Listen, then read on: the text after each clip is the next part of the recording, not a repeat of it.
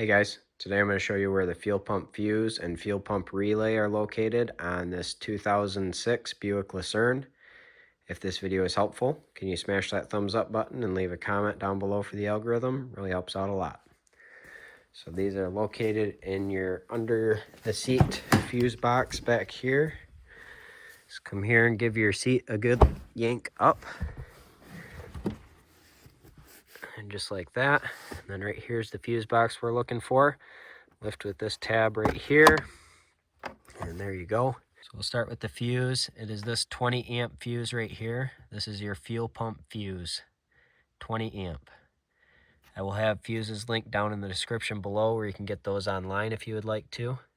And then the relay is this relay right here. If I can find these relays, I will also have them linked down below. So this is your fuel pump relay, your fuel pump fuse. So I hope you found this video helpful. If you did, smash that thumbs up button. Leave a comment down below for the algorithm. Thank you for watching and have a good one.